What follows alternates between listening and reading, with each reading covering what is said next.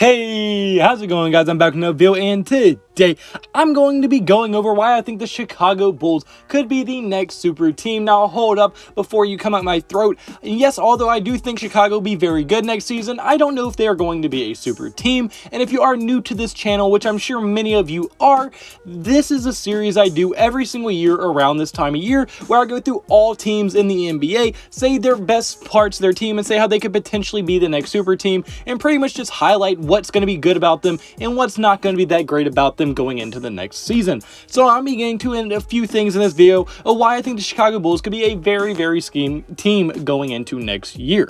So yeah, I'm not saying they're going to be a super team now, although I think they're going to be very good. I just don't see them being a super team. So don't get it twisted. That's just the title I use for this series every year. But if you like the video, hit the like button and subscribe button. That'd mean the absolute world to me.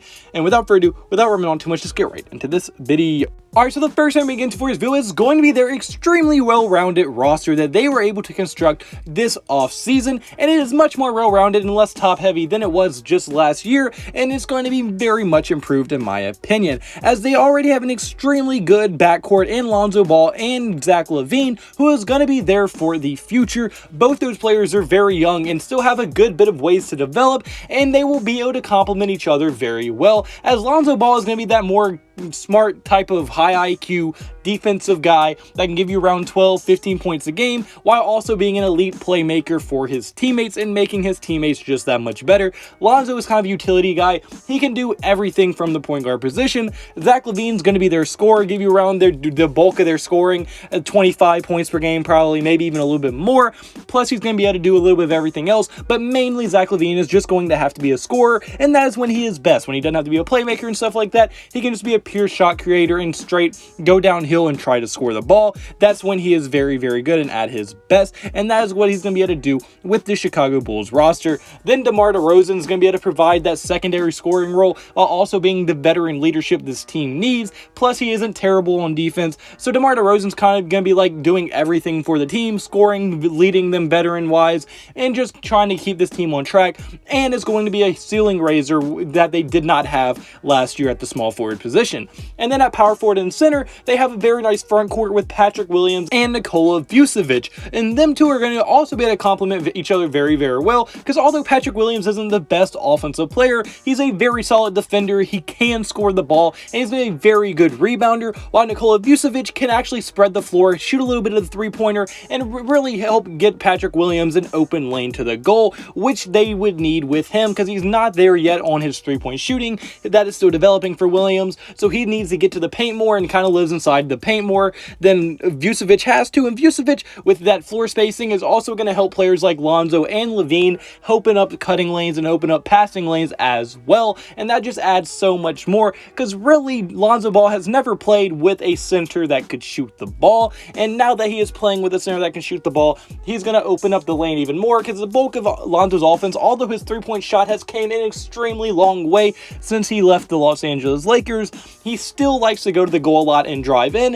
and he is a very nice finisher as well. So if you take out the other team's center, at least make him have to be a few steps out of the paint, that's going to make Lonzo that more effective. Same with Zach LaVine, and same with Patrick Williams. And then also Vucevic is another veteran on this team of young guys who's going to help lead this team, keep them on track, and also provide around 20 points, a double-double every single night type of guy. So Patrick Williams is going to be that hustle guy, the Draymond type player. Vucevic is going to be the veteran center, giving you around 20 points, 10 rebounds. Zach LaVine's going to be the star scorer. Lonzo's going to be the facilitator, and DeMar DeRozan's going to be the guy keeping it all together and helping raise the ceiling that they did not have last year. So I think for sure this Chicago Bulls roster is definitely going to be a playoff team, how they're currently built and how they're currently constructed, but not even how they're currently done. I do think that they're going to be very good going into the future, because like I said, their backcourt is Lonzo and Zach LaVine, two very young guards who they have locked up for a good amount of years now,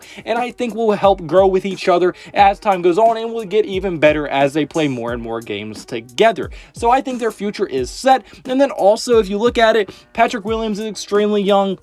And they have other players off their bench that they were able to strengthen. Kobe White, very young, has tons of potential. Alex Caruso, not as young, but is kind of a veteran on the team, kind of knows what he's doing. And then Denzel Valentine off their bench is going to be very nice as well, as he started for him last year. But I do think Denzel Valentine off the bench is going to be a very nice player for them. So they have a legitimately 7-man deep or 8-man deep roster that they can go through and help them go, like, really go for it in the playoffs. Because when you're in the playoffs, you need bench play. And I do think Caruso will, White and Valentine will be more than enough support for this starting five to help try to get them through some playoff series. Now, if they do get an injury to one of their stars, that could be pretty detrimental to them. But honestly, Zach LaVine, except for the one injury he had with Minnesota years ago, Lonzo Ball has never really been injured. He's kind of on and off.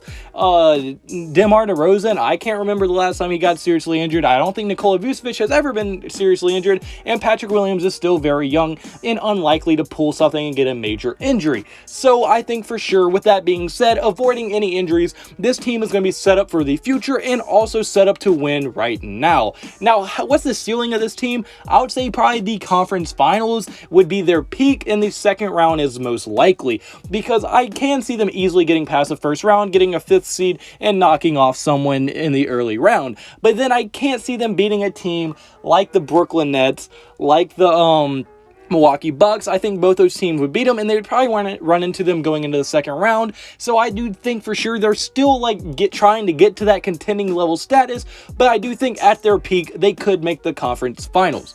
But unfortunately, guys, that's going to be it for this video. So comment below, do you agree with me? Do you think the Bulls could be a super team? Do you not think, oh, did I miss anything? On your thoughts in the comment section below. And if you like the video, point, hit the like button and subscribe button. That means the absolute world to me. Hope you have a blessed day. Have a blessed day. So you need to have a blessed day. All glory to God. See you in the next video. Goodbye. Boo. Blah.